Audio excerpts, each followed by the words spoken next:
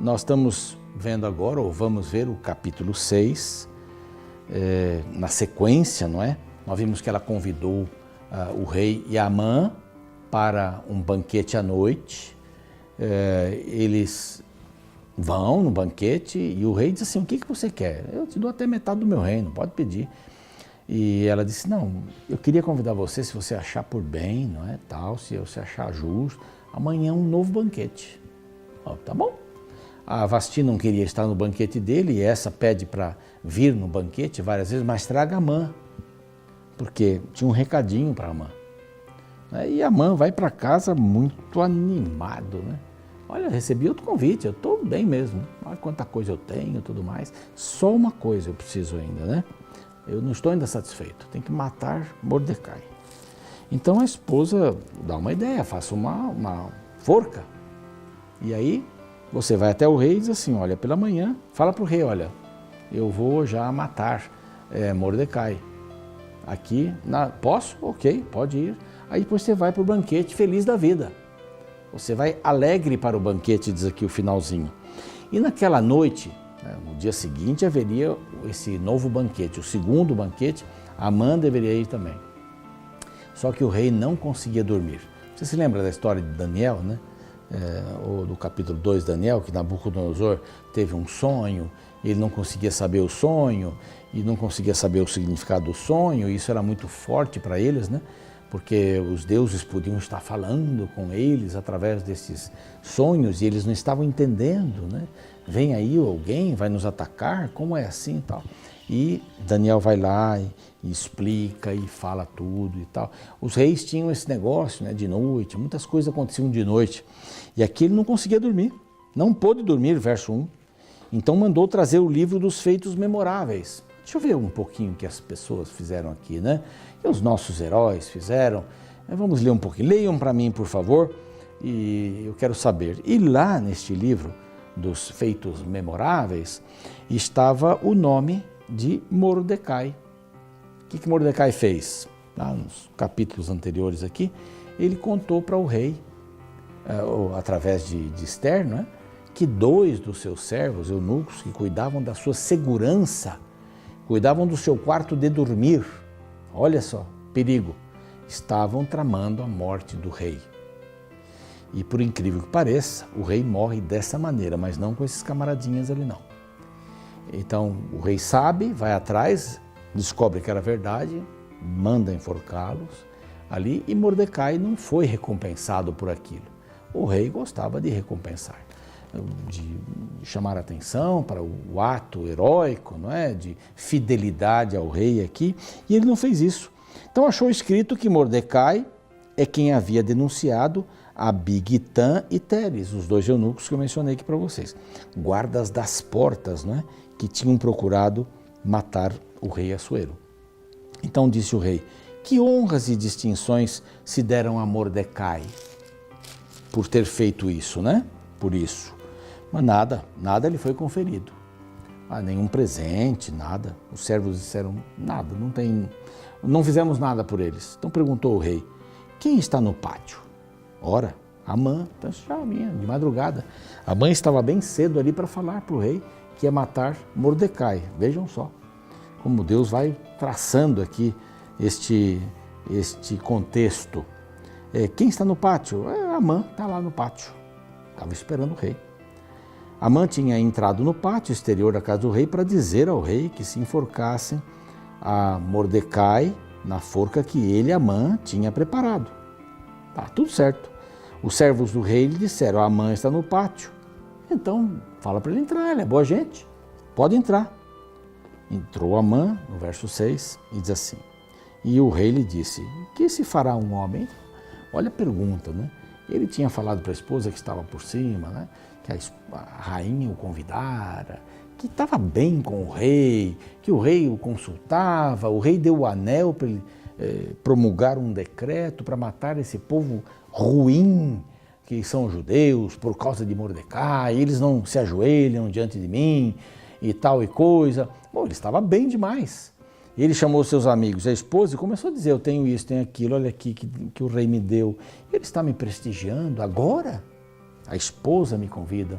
eu estou com tudo mesmo, né? Estou com tudo ali, diante do rei. Mas não era bem assim, não. A esposa disse, vai lá, mata Mordecai, que é a última fronteira para você, aí você não tem mais limites. E a história do rei agora, o rei vem dizendo assim, ô Amã, estava aqui pensando com meus botões, né? O que eu devo fazer para honrar uma pessoa? É mais ou menos isso que ele pergunta, né? Que se fará o homem, verso 6, a quem o rei deseja honrar? Opa, sou eu. Então ele disse o que ele gostaria que fizessem com ele. E ele não é fraco não, como a gente costuma dizer. Ele vai fundo, ele pede coisas assim muito luxuosas. E ele começa a dizer então, né? Como é que eu vou agradar? Como é que o rei vai honrar essa pessoa? Então, verso 7.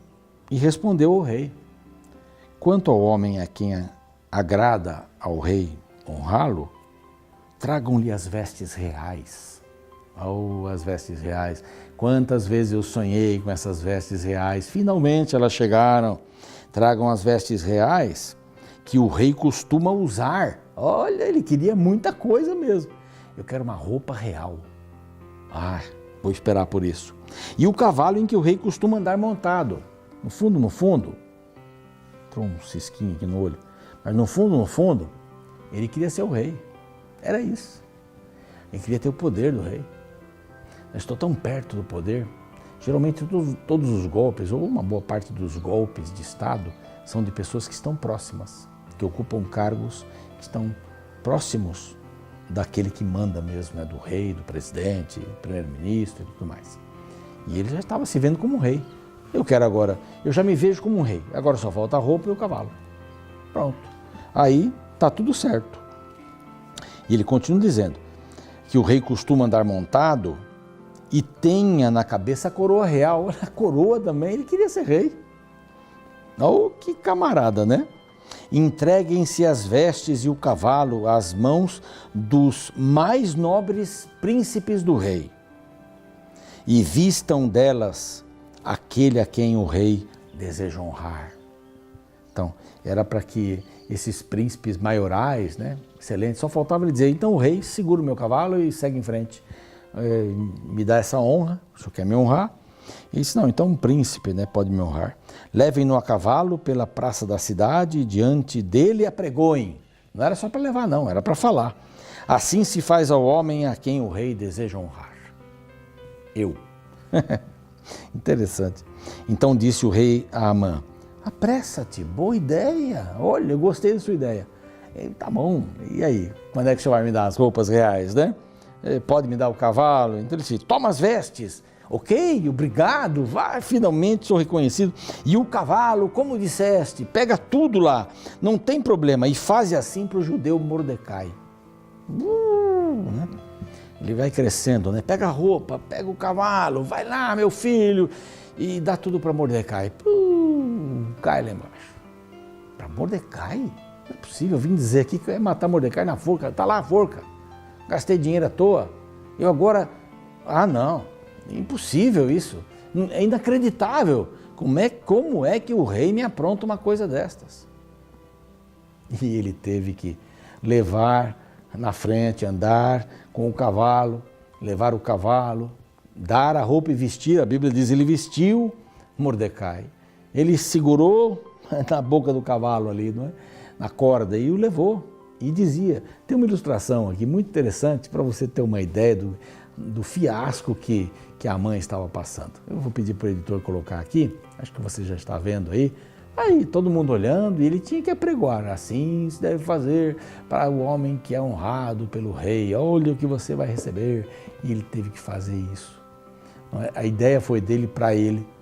Então muitas coisas nesse mesmo dia vão acontecer para ele, né? Uma dessas é essa. Ele vai fazer aquilo com uma pessoa que ele odeia e ia matar. Ele pediu roupa, pediu cavalo, pediu um príncipe para carregá-lo, que deveria gritar na frente, para ele, mas aconteceu para outro. Só que agora, no final, as coisas vão inverter, né? A forca que ele fez para o outro vem para ele. Não é? É isso. É bem até engraçado isso. Boa ideia, decepção total.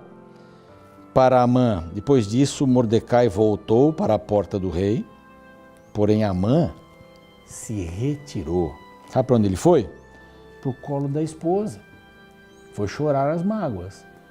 E foi contar para ela o que tinha acontecido. Ele saiu angustiado, de cabeça tapada. Eu não quero que ninguém me veja o fiasco que eu passei. Eu já falei tanto desse Mordecai para tanta gente, me viram agora carregando o camarada aí no cavalo, puxando e ainda dizendo coisas agradáveis sobre ele. Então contou Amã, verso 13, a Zeres, que é a sua esposa, né? E a todos os seus amigos tudo quanto tinha sucedido. Então os seus sábios, ele era chique, ele tinha sábios, e Zeres, sua esposa, lhe disseram: se Mordecai, perante o qual já começaste a cair, é da descendência dos judeus, não prevalecerás contra ele. Antes certamente cairás diante dele. Olha o que os amigos e a esposa disseram para ele, os seus sábios.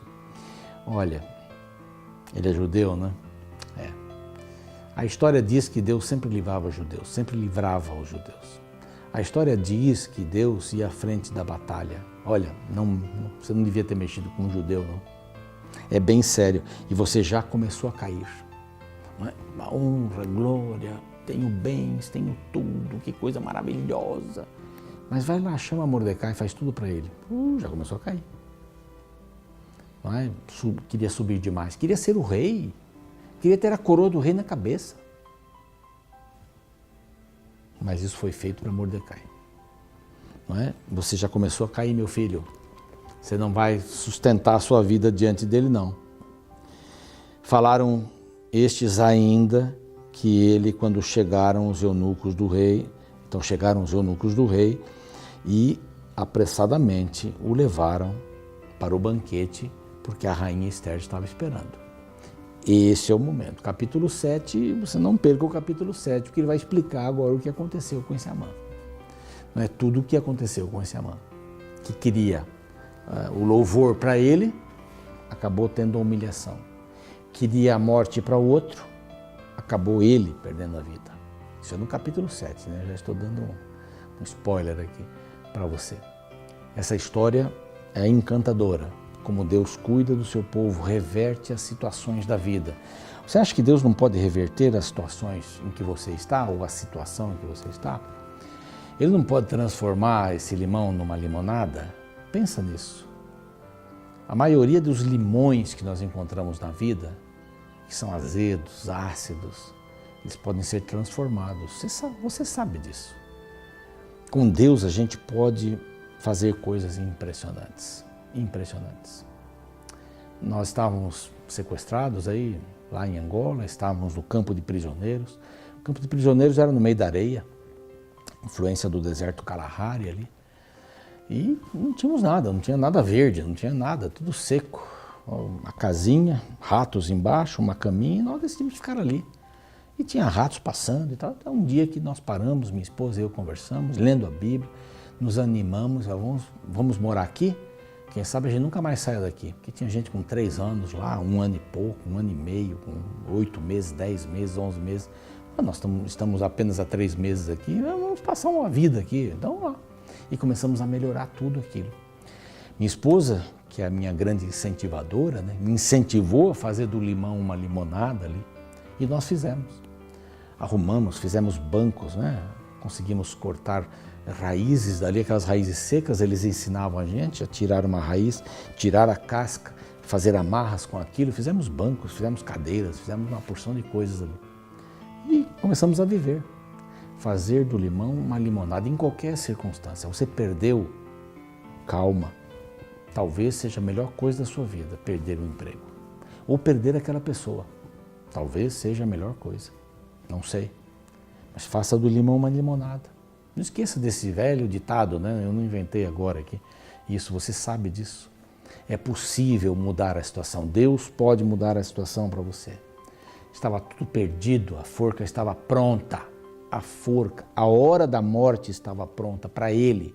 Para o povo de Israel também, o dia da morte dos homens, mulheres e crianças estava marcado. Mas Deus reverteu. Ele pode reverter também a situação que você está passando agora. Confia, creia, ore, busque ajuda. Vamos orar?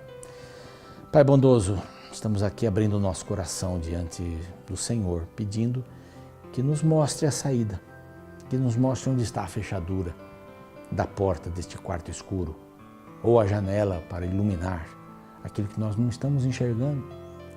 Que o Senhor nos dê esta visão, o Senhor pode nos dar e vai nos dar. Temos que acreditar, temos que buscar. E sem dúvida nenhuma o Senhor vai mostrar o caminho que devemos seguir, porque o teu reino é para quem quer, para quem precisa. E o Senhor nunca vai deixar nenhum homem para trás, nenhuma mulher para trás no deserto. O Senhor quer todos no teu reino, na Canaã celeste. Em nome de Jesus te rogamos isso. Amém.